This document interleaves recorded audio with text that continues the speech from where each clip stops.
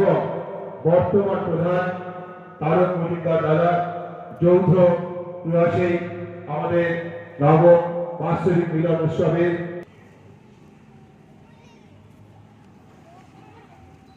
শ্রী গুরু সংঘ কি, শ্রী গুরু সংঘ কি, বাণীপুর অঞ্চল শাখা সংঘ কি,